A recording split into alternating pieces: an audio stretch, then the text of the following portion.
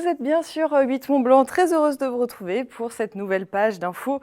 Nous sommes le lundi 29 juin, lendemain d'élections municipales. Un deuxième tour marqué par une vague verte dans de nombreuses villes de France. Une page de 60 ans se tourne à Annecy avec la défaite du centre droit et de Jean-Luc Rigaud. François Astorg et sa liste Réveillons Annecy l'emporte de 27 voix tout juste. À Chambéry, les électeurs ont fait de nouveau le choix de la gauche après les 6 ans du républicain Michel Dantin. Le binôme Repentin-Lemeur a convaincu plus de 52% des électeurs. Et puis après une fin d'année scolaire marquée par le Covid, le confinement et donc les élections, il est temps de penser à l'été et aux vacances. Les colonies de vacances ont bel et bien repris, nous allons le voir, et elles se préparent et les vacanciers sont de retour dans les campings. Mais avant, c'est donc une soirée historique qui a eu lieu hier à Annecy avec la victoire de la liste Réveillons Annecy, la liste menée par François Astorg. Victoria, tu étais sur place avec Jean-Paul Crespi, tu nous as fait vivre cette soirée assez incroyable en direct. Vous avez pu le suivre sur notre antenne lors de la soirée électorale. Victoria, on parle de soirée historique parce que le centre droit était aux commandes à Annecy depuis 1953. Et oui, depuis 1953, en 1953 justement, le Centre national des indépendants et paysans, c'est un parti qu'on a un peu oublié aujourd'hui. En tout cas, il remportait à cette époque la mairie et depuis, aucun maire de gauche n'avait pris le fauteuil de maire. La défaite de Jean-Luc Rigaud hier soir marque donc l'arrêt de plus de 60 ans de gouvernance du centre droit à Annecy. La liste pour Annecy, naturellement, est donc battue d'une toute petite tête. Elle remporte 12 637 voix contre 12 664 pour Réveillons Annecy. Le maire sortant est pourtant arrivé en tête dans 4 des 6 communes déléguées d'Annecy, mais les communes de Crangevrier et Sénaux ont fait la différence. L'alliance entre les listes de François Astorg et de la députée ex-LREM, Frédéric Lardet aura donc porté ses fruits, même si, Fanette, on a comparé les chiffres. Alors c'est un peu mathématique, mais au final, on constate que chacun d'eux a perdu des électeurs si on compare vraiment leurs résultats respectifs entre le premier et le second tour. Donc tout le monde ne semble pas avoir été convaincu par cette fusion, mais tout de même, elle leur a permis de remporter la mairie. On a bien sûr suivi les événements hier soir. La soirée s'est déroulée entre le centre Bonlieu et les différents QG des équipes, entre le Paquier et la vieille ville d'Annecy. Je te propose de revenir tout de suite en images sur cette soirée.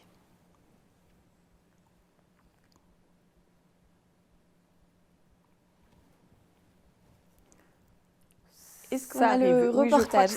À 20h, Jean-Luc Rigaud, visiblement affecté, annonce à Bonlieu qu'il vient de perdre la mairie. Le moment est historique. Annecy était dans le giron du centre droit depuis plus de 60 ans. Quand on embarque une équipe et que cette équipe se retrouve au deuxième tour face à une équipe qui avait 20 points d'avance, se retrouver à 27 voix d'écart, je pense que c'est quand même un beau challenge qui est une belle réussite quelque part. Moi, je tiens à remercier toutes celles et tous ceux qui nous font confiance et croyez bien qu'on restera présent. Dans le camp adverse, c'est le soulagement après une campagne particulièrement tendue. Je souhaite aussi féliciter l'équipe de Jean-Luc Rigaud qui arrive juste derrière nous. C'est nous qui aurions pu arriver juste derrière l'équipe de Jean-Luc Rigaud. Donc j'espère qu'on va former un conseil municipal de cohésion et on va essayer tous ensemble, les 69 élus de demain, faire en sorte qu'on travaille tous ensemble pour le bien d'Annecy, pour le bien de ma ville. Réunis dans un bar sur le Paquier, l'équipe de François Astorg et Frédéric Lardet savoure cette courte victoire. Réveillons Annecy devance Jean-Luc Rigaud de 27 voix. Nous avons fait un bon choix et un bon travail. Et nous l'avons fait différemment. Si on était resté dans nos étiquettes en disant « moi je suis une dissidente de LREM et moi je suis de tel bord », nous n'aurions jamais discuté. Aujourd'hui, nous n'avons plus le temps de rester chacun dans nos tranchées, chacun caché dans nos étiquettes de parti et dire « c'est moi qui ai raison » pour répondre aux défis climatiques, aux défis économiques et aux défis sociaux et aux défis écologiques. Denis Dupertuis et sa liste étiquetée à gauche est quant à lui loin derrière avec 10,61% des suffrages. On a un socle là qui était déjà celui du premier tour, qu'on retrouve au deuxième tour et qui nous suit, qui a voté par conviction pour les Annéciens, la liste que je conduis, et Denis Dupertuis, pour des idées nouvelles sur Annecy. Donc oui, on n'a pas réussi à convaincre suffisamment. Il faut aussi entendre le message peut-être des abstentionnistes qui ne se sont pas déplacés aujourd'hui. Et ça, c'est un vrai problème pour la prochaine mandature qui va s'ouvrir là. Comme partout en France, l'abstention s'établit en effet à un niveau record de plus de 64% dans ce second tour à Annecy. La problématique fait déjà réfléchir l'équipe nouvellement élue. C'est au niveau local qu'on peut faire regagner des voix à la démocratie et ça va être notre premier travail parce qu'il faut qu'il y ait plus de gens qui s'intéressent à la politique. La politique au niveau local, c'est les transports, les crèches, les écoles, tout un tas de choses.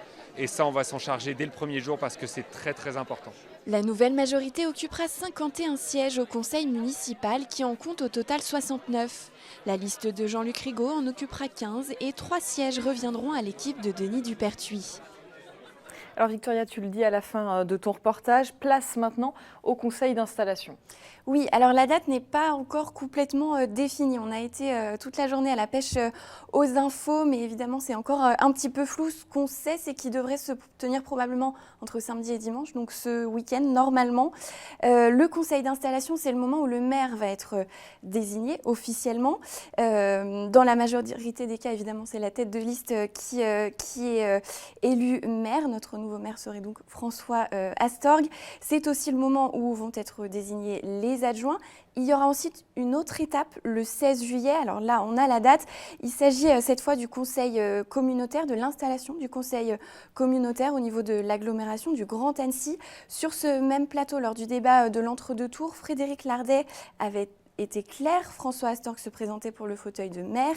Elle se présentait pour la présidence de l'agglomération. Alors, ça ne se fait pas d'office. Il y aura une élection et ce sont les 34 communes de l'agglo qui vont décider.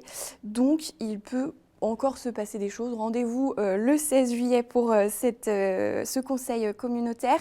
Une question demeure tout de même aujourd'hui sans réponse. Est-ce que l'équipe de Jean-Luc Rigaud va demander un recours? C'est une procédure courante quand il y a si peu d'écart de voix. Donc là non plus, au lendemain de cette défaite, on n'a pas plus d'informations. Le maire sortant d'Annecy a 5 jours pour déposer ce recours s'il le souhaite.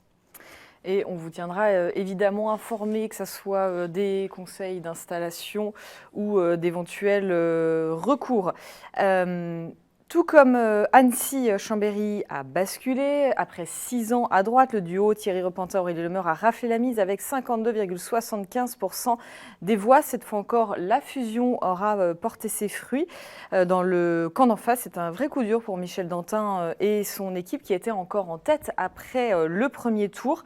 On va avoir un reportage, il est en train d'arriver. On a fait les dernières réactions là en fin d'après-midi à Chambéry, donc ça arrive. Mais je vous propose d'écouter Martine Berthet, qui est sénatrice LR de Savoie, donc proche de Michel Dantin. Sébastien Germain l'a croisé hier soir à Chambéry. On écoute sa réaction. Bien, je ne vous cacherai pas que je suis très déçue pour l'équipe de Michel Dantin, qui, je pense, a fait un travail formidable ici à Chambéry pendant 6 ans, ne serait-ce que redresser les finances de la ville, c'est important. Il faut avoir des financements pour faire beaucoup de choses, dans le social, dans l'environnement et autres. Mais c'est le choix des Chambériens, donc il faut absolument le respecter. Et donc je souhaite une bonne réussite à cette équipe recomposée. Et voilà, le meilleur pour les Chambériens et pour Chambéry surtout. Cette vague verte, nous en avions vu les prémices déjà précédemment, sur des élections précédentes. C'est effectivement une vague qui monte parce que la jeunesse est de plus en plus consciente de cet impact des mobilités, cet impact, de cette nécessité de travailler sur notre environnement, sur une mobilité décarbonée, etc. Bon, je pense que c'est ce qui est fait par les uns et les autres. Certains voudraient que ça aille plus vite, mais il y a beaucoup de choses à prendre en compte, malheureusement. Et on n'arrive pas à aller aussi vite que nous le voudrions. J'ai toujours dit et toujours pensé que l'écologie, ce n'était pas un parti. L'écologie, ça doit être en chacun de nous. Alors Martine Berthet l'a évoqué, la fameuse vague verte, en gagnant à Lyon, Bordeaux, Strasbourg, Poitiers ou encore Grenoble, et en participant à la victoire à Paris et à Marseille. Les écologistes s'imposent comme une force politique de premier plan au lendemain de ces élections municipales. C'est en tout cas le cas également dans notre région. J'ai contacté dans l'après-midi Claudie Léger, porte-parole de Groupe Écologie Les Verts pour les Pays de Savoie. Le parti écologiste ne compte pas s'arrêter là, vous allez l'entendre. On est très fiers et on est très heureux de ces résultats. Voilà, ce sont des listes, en tout cas, qui ont gagné, que nous avions soutenues. même si voilà, ce n'étaient pas des listes partisanes. Il y avait des gens encartés, notamment des gens encartés au sein d'Europe Écologie Les Verts sur ces 2 listes, et en même temps, beaucoup de citoyens sans étiquette. Donc voilà, on a accordé notre confiance, en tout cas, et notre soutien à ces listes qui avaient, pour nous, en tout cas, du point de vue programmatique de leur programme, de nombreuses convergences avec nos valeurs et avec toutes les actions que l'on souhaite mettre en avant en matière de transition écologique. Nous pensons que c'est à la fois lié à la crise du Covid. C'est vrai qu'il y a eu un très fort taux d'abstention qui est un taux record et très inquiétant pour notre démocratie locale. Et en même temps, on sent qu'avec la crise du Covid-19, il y a eu un débat de fond sur les nécessaires changements de société, de nos modes de vie, et sur le fait que les politiques publiques locales doivent accompagner ça, et de façon urgente maintenant. On le constate aussi dans les Alpes, on le dit, on le martèle avec les écologistes, tous les changements climatiques que l'on constate et que l'on ressent. Et puis, voilà, je pense qu'il y a aussi, d'un point de vue culturel, on disait souvent qu'on avait gagné la bataille culturelle depuis quelques mois, quelques années, nous les écologistes, et qu'en même temps, ça n'arrivait pas à se transformer dans les urnes. Et je crois que les citoyens ont compris la nécessité maintenant de voter pour que les politiques publiques accompagnent réellement cette transition, qu'elle soit ambitieuse et cohérente aussi, et que ça ne soit pas que des petits pas. Malgré le faible taux de participation, suite aux européennes l'année passée, on se rend compte quand même qu'en Pays de Savoie, il y avait eu des votes assez importants pour les écologistes. Donc pour nous, c'est un essai qui est en train de se transformer. Que ça soit à Annecy ou Chambéry, les 2 listes avaient fusionné dans l'entre-deux tours. À Annecy, avec la députée ex-En Marche Frédéric Lardet, à Chambéry, avec l'ex-socialiste Thierry Repentin. Il faut en passer par ces fusions pour faire passer vos idées ? Je crois que si nous n'avions pas la possibilité de monter des listes, on va dire partisanes, nous n'avions pas le vivier d'adhérents, de militants pour le faire. Et ensuite, la logique partisane n'aurait certainement pas payé. Et je pense que c'est une stratégie. Il faut savoir que ce sont les citoyens engagés sur ces listes dans des processus tout à fait démocratiques qui ont voté pour ces stratégies de fusion. Et nous avons décidé de leur faire confiance parce qu'ils étaient impliqués depuis plusieurs mois. Il y avait des dialogues et des échanges parfois entre les candidats, entre les listes qui étaient nourris. Et oui, je pense qu'au-delà du dégagisme, les programmes ont vraiment fait sens pour toutes les listes qui ont fusionné. En tout cas, pour Annecy et pour Chambéry, on voit qu'il y a une intelligence collective aussi qui s'est mise en place.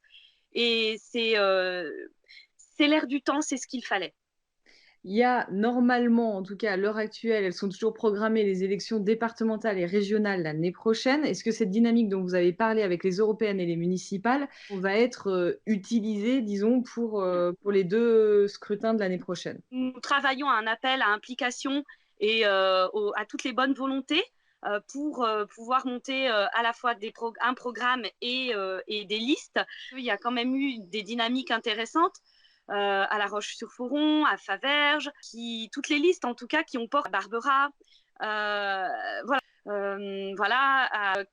toutes les listes en tout cas qui ont porté des dynamiques qui nous sont proches en tout cas, et puis à l'ensemble aussi des associations, des initiatives citoyennes qui émergent au-delà des élections, en dehors des élections aussi sur les territoires, qui sont très porteuses en matière de transition écologique. Et c'est le travail des prochaines semaines et des prochains mois au sein de notre mouvement pour vraiment nous rapprocher de tout ce vivier et essayer de monter de beaux programmes. Alors là, on a évoqué la vague verte. On va faire un petit point sur les résultats puisque c'est toi qui as eu le plaisir de les donner hier soir pendant la soirée électorale. Absolument. Alors, on a fait une liste non exhaustive, bien évidemment. On a retenu 9 communes de plus de 1000 habitants pour nous faciliter aussi la tâche. Sur ces 9 communes, 2 d'entre elles changent de maire puisque le maire sortant ne se représentait pas jusque-là. Pas vraiment de questions particulières.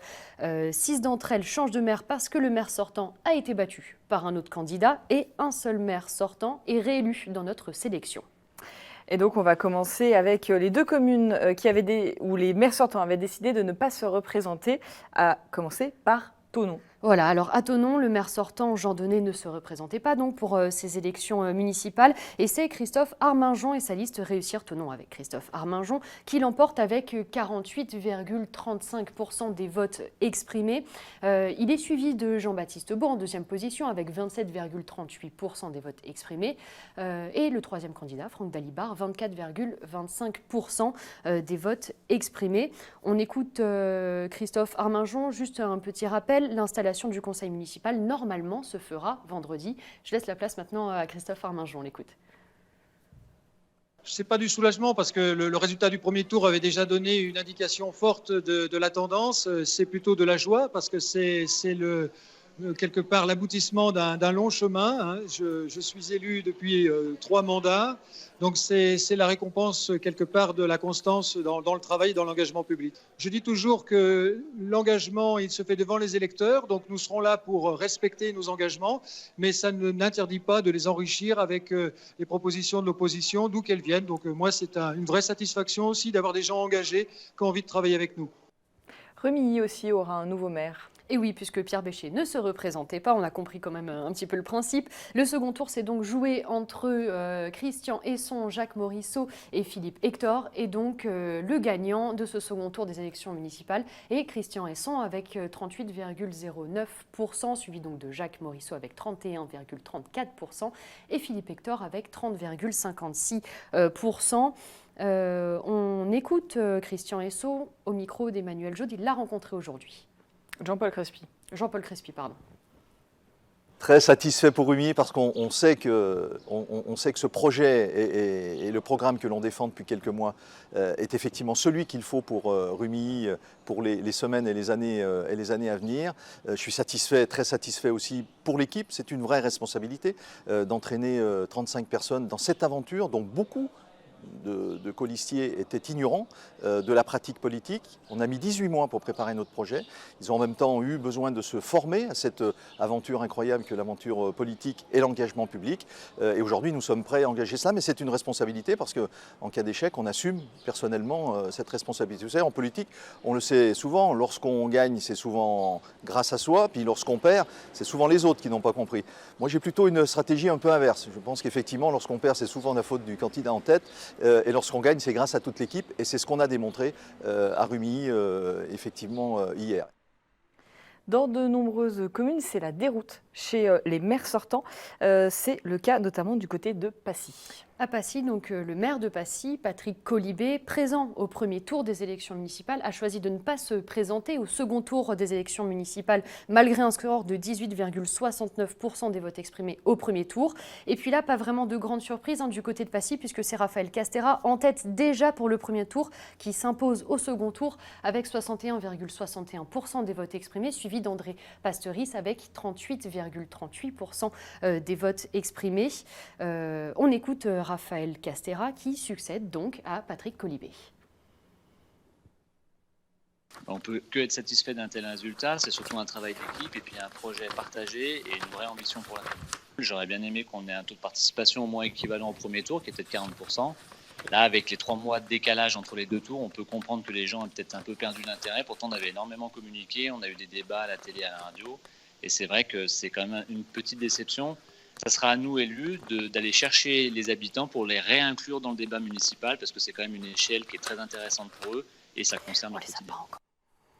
On part maintenant en Savoie avec Bourg-Saint-Maurice. Le maire sortant Michel Geraudy est battu à Bourg-Saint-Maurice par Guillaume Desrues. Ce dernier obtient 62,55% des votes exprimés. Il est suivi de Michel Geraudy avec 37,44% des votes exprimés. L'installation du conseil municipal normalement se fera vendredi. On écoute Guillaume Desrues.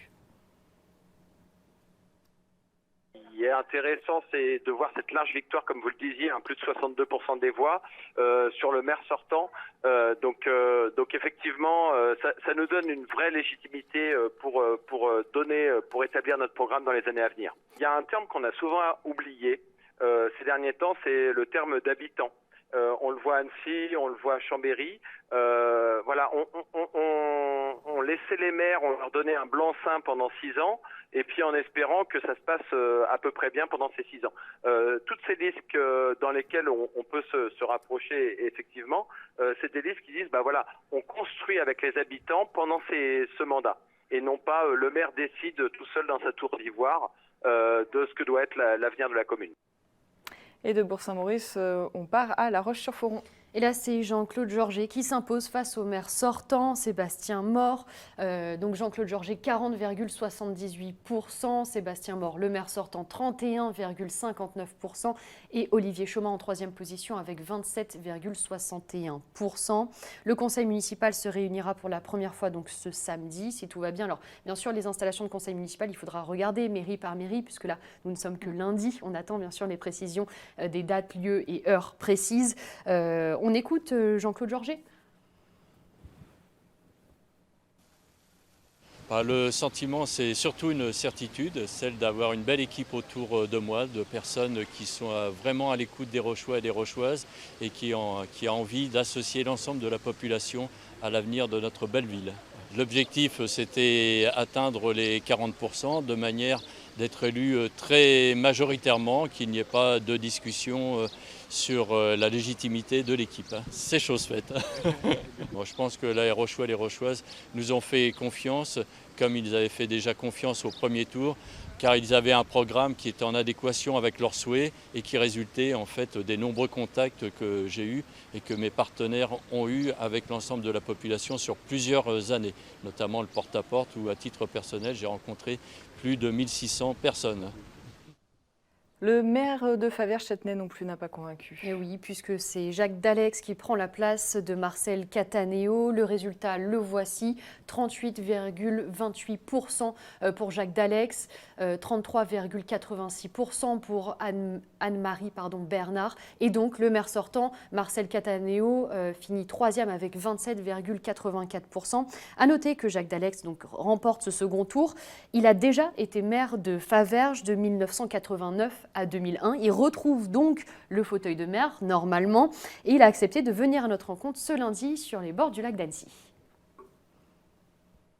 Une grande satisfaction, heureux de retrouver la mairie de Faverges, de pouvoir engager une modification des projets pour notre ville.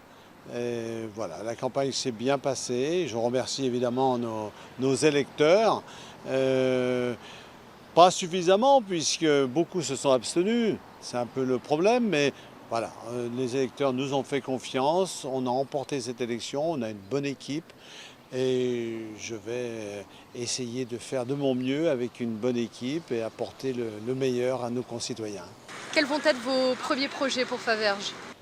Ah bien, les projets. Moi, ce que je voudrais, c'est déjà que la ville soit accueillante, propre. Et donc, il y a déjà là un gros travail à effectuer. Après, on a un gros problème avec notre centre-ville, sinistré. Donc là, on va essayer de très vite avancer sur ce dossier-là, faire en sorte que notre commerce, que notre centre-ville soit revivifié, que les citoyens retrouvent les commerces dont ils ont le besoin et que les commerces trouvent à travailler et que tout se passe pour le mieux. Voilà.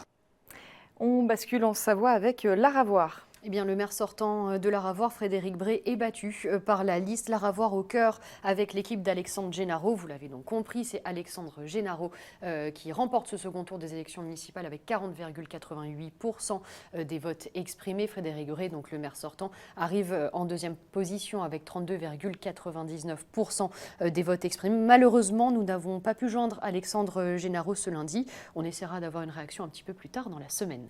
Et puis, le Bourget du Lac.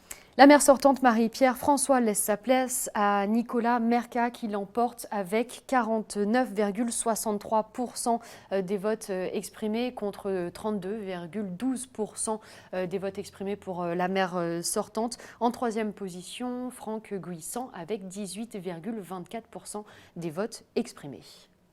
Et on écoute... Olivier, Ah non. Nicolas Merca, bien évidemment, on l'écoute. On est vraiment très heureux. On a fait un score meilleur que celui du premier tour, à plus de presque 50%. Je pense que c'est vraiment un vote d'adhésion à notre programme, à notre projet et surtout à une équipe, puisque c'est d'abord une équipe qui a été au travail depuis 1 an et demi pour concevoir le programme avec des forums citoyens depuis janvier 2019. Donc c'est pour moi le travail, la reconnaissance d'une méthode qui est basée sur la concertation, sur l'intelligence collective. Et puis, si on travaille pendant 6 ans comme on a travaillé pendant cette année, je pense que tout va bien se passer. On a enfin le sujet de Chambéry. Ça tombe bien, on parlait des maires sortants qui n'ont pas convaincu la majorité des électeurs. Vous l'avez compris, vous avez pu le suivre hier soir avec nous pendant la soirée électorale. Michel Dantin passe la main. De fait, c'est la liste Thierry Repentin, Aurélie Lemeur qui s'impose. On fait le point avec Sébastien Germain sur cette soirée. Voir cette confiance que nous ont apporté les quartiers populaires, nous ne l'oublierons pas. Après 6 années à droite, Chambéry repasse à gauche. Le ticket Thierry Repentin, Aurélie Lemeur est donc le grand gagnant de ce deuxième tour si particulier. À 57 ans, l'ancien ministre qui a déjà occupé les fonctions d'adjoint à Chambéry devrait donc en devenir officiellement le maire. Maire, c'est l'aboutissement dans une carrière d'un élu. Et par ailleurs, moi j'ai commencé ma carrière à Chambéry il y a bien longtemps. Et j'y reviens, même si je n'ai jamais quitté Chambéry, pour assumer la fonction suprême, c'est-à-dire celle de celui que tout le monde identifie, qui doit avoir réponse à tout, même s'il n'a pas les réponses à tout. Bref, c'est celui qui est très clairement identifié à l'image de son territoire. La fusion des listes, arrivées respectivement 2e et 3e au soir du premier tour, aura donc triomphé. Thierry Repentin et Aurélie Lemeur, qui depuis l'officialisation de leur union politique ont joué à fond la carte du binôme, ont remporté 52,75% du suffrage exprimé, soit un total de 6 559 voix. Sachant qu'ils avaient récolté 5 572 voix à eux deux lors du premier tour, ce succès est net et précis. Une grande fierté de la confiance que les électeurs et les électrices qui se sont déplacés aujourd'hui nous ont accordée. Un grand respect, une responsabilité et une humilité. Et effectivement, le sentiment d'avoir proposé cette alternative issue d'une liste d'union pour les Chambériens et les Chambériennes qui souhaitaient avoir un nouveau cap pour Chambéry. L'engagement citoyen peut répondre à des attentes des habitantes et des habitants. Donc sur notre pari de pouvoir réimpliquer des citoyens, nous l'avons remporté ce soir. Et également que la coopération peut vraiment donner de beaux résultats. Et donc cette liste d'union pour ce second tour a séduit et a remporté cette élection et nous en sommes très contents. Pour Michel Dantin, maire en place depuis 2014, le coup est rude. Après un entre-deux-tours consacré à la gestion du Covid-19, l'élu Les Républicains qui militait pour un report total de ce scrutin doit s'incliner. La démocratie est une chance, voter est un devoir. Je regrette qu'un nombre aussi pas important de Chambériens ait cru inutile de venir voter aujourd'hui. Il faudra que chacun assume son vote et j'espère que Chambéry ne regrettera pas le choix qu'il a fait ce soir. Les hommes ne sont pas des machines et j'en suis pas une en tout cas. Donc forcément, quand vous gagnez, vous êtes heureux, quand vous perdez, vous l'êtes pas. Voilà, c'est aussi simple que ça, quoi. je pensais que le résultat serait compliqué, serré, mais je ne pensais pas qu'il serait aussi large, je le reconnais. On sera à 10 élus de l'opposition et je pense qu'une opposition, elle doit être comme une équipe de majorité solide. Et donc on travaillera à 10 ensemble dans cette opposition. Je ne suis pas sûre qu'il y aura un leader particulier, mais en tout cas, j'assumerai les responsabilités qui sont les miennes. On n'a pas eu une opposition facile pendant 6 ans. Comme je l'ai dit à un de vos confrères hier soir, on risque d'être un peu le grain de sable dans les rouages. La prochaine séance d'installation du futur conseil municipal a été fixée à ce samedi 4 juillet. Ce sera le début d'une nouvelle ère pour Chambéry. Et je précise, puisqu'il y a une petite erreur au niveau des synthés, que les images que vous avez vues au début d'Aurélie Lemeur et Thierry Repentin sont des images signées Dauphiné Libéré, nos confrères. Clémence, il y a tout de même quelques rescapés chez les maires sortants en ballottage défavorable au premier tour. Georges Morand à Sallanches a su mobiliser ses électeurs. Et oui, alors c'est le seul rescapé, comme tu dis, Fanette, de notre sélection. Il a été élu avec la liste Sallanches des projets à vivre ensemble avec 43,55% des votes exprimés. Derrière lui, Jacques Lemoine avec 35,71% des votes exprimés.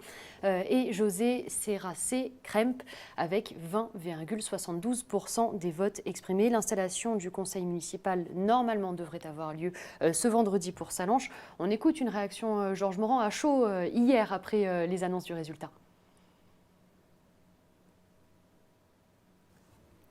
Ah, et ben, apparemment, il y a un petit souci, on n'a pas la réaction on l'écoutera un peu plus de tard. Georges Morand. Voilà, on l'écoutera un peu plus tard. En tout cas, vous pouvez la retrouver sur les replays de la soirée électorale, puisque ça s'est passé hier en direct. Pour continuer de décrypter, merci beaucoup Clémence pour ces analyses, et pour continuer de décrypter ces résultats, Virginie Duby-Muller, présidente des Républicains de Haute-Savoie, est avec nous. Bonsoir. Bonsoir. Merci de nous accorder un petit peu de temps. Comment expliquer la défaite des maires sortants, de nombreux maires sortants, ou d'hiver droite, ou les Républicains, que ce soit en Savoie ou en Haute-Savoie? On a vu notamment Chambéry, Annecy. Eh bien, d'abord, une abstention qui est très élevée, et ça, c'est une tendance nationale, évidemment, qu'on ne peut que déplorer. Et puis, je crois aussi une forme de dégagisme que nous avions déjà vécu au moment des élections législatives et qui s'est retrouvé pour cette campagne des municipales. Et donc, un certain nombre de maires sortants qui n'ont pas réussi à s'imposer, certains avec des écarts de voix très, très faibles et d'autres avec des écarts plus importants. Tout dépendait évidemment du contexte local. Je cite le Parti socialiste de Haute-Savoie aujourd'hui, cette élection acte le rejet par les Hauts-Savoyards du sectarisme d'une droite repliée qui met fin à l'OPA de cette droite dure sur une Haute-Savoie dont la tradition reste centriste et sociale. Comment vous allez faire pour renouer avec les électeurs? On le sait, il y a des échéances qui arrivent dans les prochains mois. Écoutez, moi, si je regarde les résultats à l'échelle du département, nous n'avons pas à rougir. Nous avons un certain nombre de communes dans lesquelles nous avons maintenu des maires qui sont proches de nous, qu'il s'agisse de Rugny, de Cluses, de Sallanches et dans bien d'autres communes, Thonon également.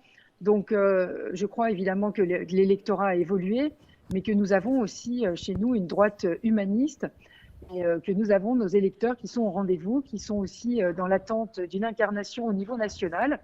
Et localement, eh bien, ce qui a payé, ce sont des élus qui ont de bons bilans, qui ont bien géré leur commune, qui les ont fait évoluer et ils ont été réélus parfois très largement et même au premier tour.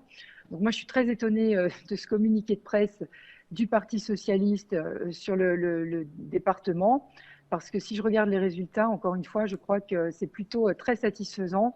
Et à l'échelle nationale, eh bien, nous avons plus de 60% des élus des villes de plus de 9000 habitants. Donc aujourd'hui, les Républicains sont le premier parti ancré sur les territoires.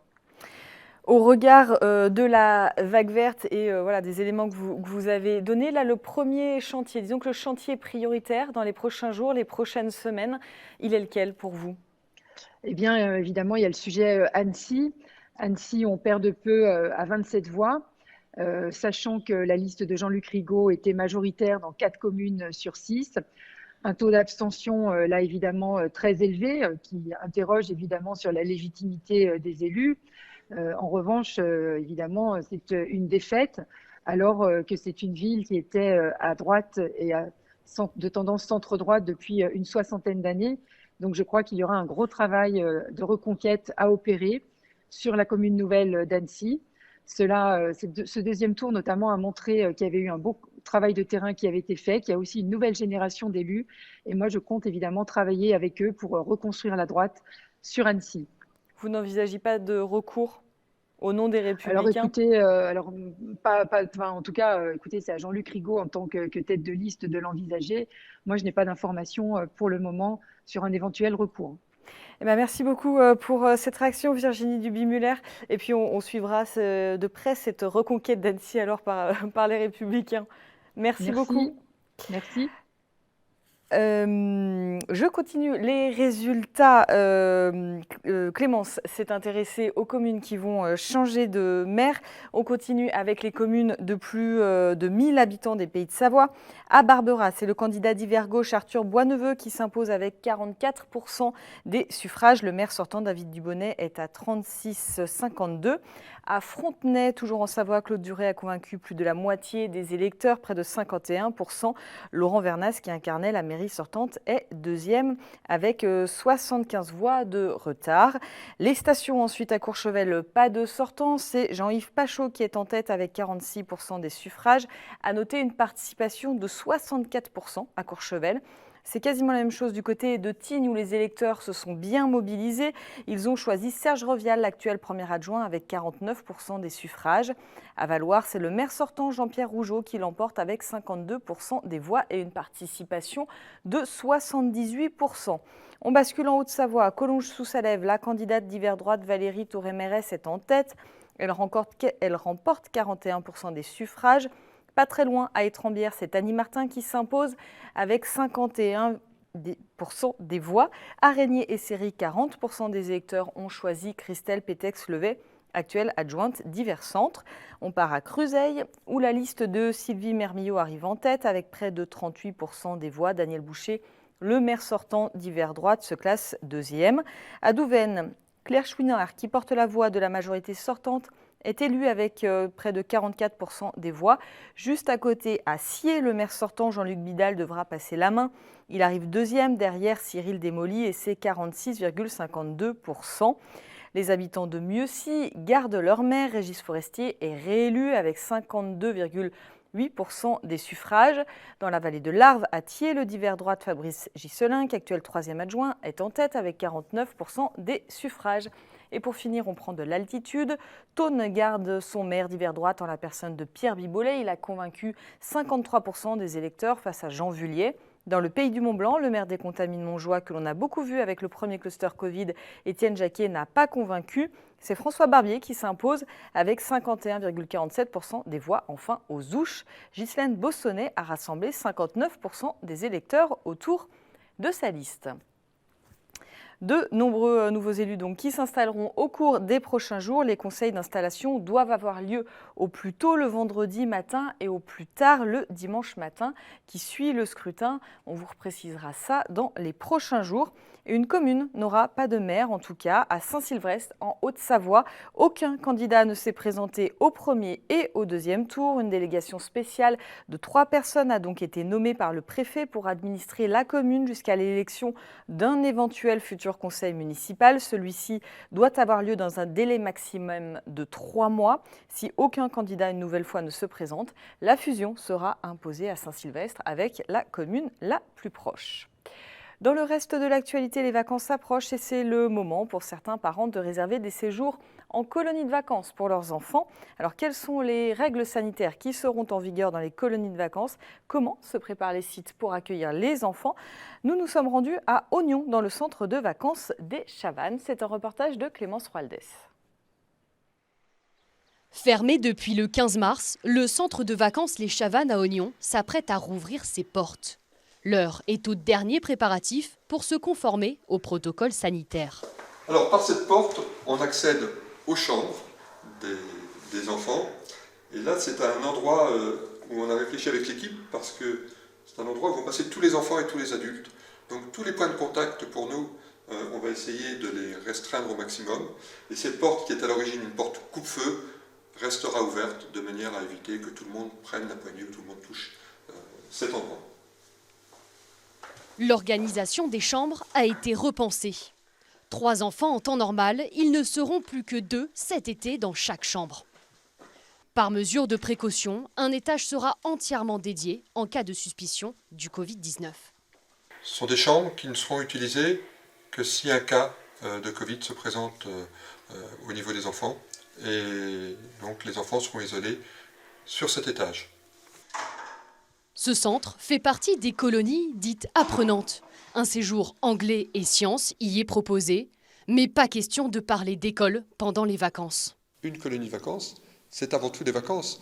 Et donc, bien sûr, il y aura des séances d'anglais, il y aura du jeu, il y aura différentes activités, il y aura peut-être même du camping cet été. Et on va profiter également du magnifique environnement dans lequel nous nous trouvons actuellement. En extérieur, une activité drone sera proposée aux enfants. Malgré le protocole sanitaire, il semble que la colonie ait trouvé ses marques. On est parti sur un protocole très restrictif qui s'est beaucoup allégé. Et aujourd'hui, on souffle un petit peu parce qu'on avait peur que nos colonies de vacances soient un petit peu trop sous la forme de ce qui se passe à l'école ou dans une prison. C'est ce qu'on ne voulait pas faire justement, parce que l'éducation populaire, au contraire, c'est faire en sorte que les enfants puissent se côtoyer, puissent s'amuser sans avoir de contraintes et de barrières que le protocole nous imposait il y a quelques semaines en arrière. Les premiers enfants arriveront le 11 juillet sur le site pour des vacances au grand air. Les colonies pour certains, les campings pour d'autres. 11 483, c'est le nombre d'emplacements existants précisément dans les campings en Haute-Savoie. À quelques jours des vacances d'été, donc, ces derniers préparent leur saison en conformité avec le protocole sanitaire. Lilia Kelfaoui s'est rendue à l'établissement Les Rives du Lac à Sevrier. Il a rouvert ses portes et les premiers vacanciers sont déjà arrivés. Les vacances d'été ont déjà commencé dans ce camping de Sevrier. L'établissement affiche presque complet depuis une semaine. Une reprise des activités qui n'empêche pas un respect strict des mesures sanitaires. On a demandé à nos clients de respecter les distanciations. De notre côté, nous avons limité la capacité d'accueil dans les bâtiments communs, comme les sanitaires ou la réception. Et nous avons mis également du gel à disposition pour désinfecter les mains pour rentrer dans ces mêmes locaux. Les activités organisées par le camping sont limitées à des groupes de 10 enfants maximum. Et pour les adultes, les animations sont dématérialisées. Il y aura un point de rassemblement qui sera à la plage. Par contre, on demandera au groupe de rester à distance. Et l'animation se pratiquera par leur téléphone portable pour tout ce qui est cuit. Vous souhaitez partir à quelle heure, madame ? Installée derrière son plexiglas, l'hôtesse d'accueil répond aux questions des clients, préoccupés par le protocole sanitaire. On a quelques appels justement qui nous demandent si on a mis des mesures en place. Donc effectivement, on en a mis notamment pour les sanitaires. Donc on sait les rassurer et puis voilà, tout fonctionne bien. On a justement des bons retours concernant le système qu'on a mis en place. Donc les gens sont plutôt satisfaits. Et on est confiante, le soleil est là, les clients sont là, tout le monde est content de pouvoir reprofiter de la vie du camping, donc ça va bien se passer. Malgré les nouvelles règles du camping, dans la tête des touristes, le mot d'ordre est vacances. C'est pas trop contraignant, c'est juste au niveau des sanitaires, ils ont mis en place un système de cartes à l'entrée. Mais à part ça, l'ambiance est détendue. C'est un camping qu'on découvre, qui est très bien, très sérieux. Les sanitaires sont très très propres, c'est bien suivi. Et puis le suivi du Covid avec les mesures apparemment sont respectées par les estivants qui sont tous ici, en nombre quand même, tant mieux pour le camping. Je n'ai pas d'inquiétude, au contraire, on s'est relâché, et comme les vacances des années précédentes, tout va bien. Seule différence par rapport à l'année dernière, les touristes français sont beaucoup plus nombreux. Selon un sondage d'Opinionway, 71% d'entre eux opteront pour un séjour dans l'Hexagone cet été. Avant de rendre l'antenne, Camille Copin m'a rejoint, alors pas pour un agenda, mais tu vas nous parler un petit peu de ce qu'on est en train de préparer pour cet été, puisqu'on va faire voyager nos téléspectateurs cet été. Exactement, une nouvelle émission qui s'appelle donc Évasion en région, qu'on va vous proposer tout l'été, 3 fois par semaine, présentée par les divers journalistes de la rédaction. On partira d'ailleurs cette semaine du côté d'Aix-les-Bains mercredi et au G vendredi. Voilà, on va vous emmener emmener en Savoie-Mont-Blanc, côté Savoie, côté Haute-Savoie. On va vous faire découvrir de la montagne, de la ville, des lacs, voilà, ce qu'on peut faire en fait dans notre territoire. Finalement. Voilà, l'idée c'est on peut partir en vacances, puisqu'on sait que ça peut être un peu compliqué vu le contexte, on peut partir en vacances dans notre belle région. On se réconcilie avec notre territoire, on va faire des randos, on découvre un petit peu ce qui se passe près de chez nous. Il y aura aussi, on ne va pas parler forcément que d'activités, on va faire aussi un peu de portraits de gens qui font le territoire, des producteurs, voilà, des gens du coin. Donc voilà, ça promet de très belles images. On espère qu'il y aura du soleil aussi. Et puis ça va faire du bien de parler d'autre chose que des élections et du Covid par exemple. Exactement.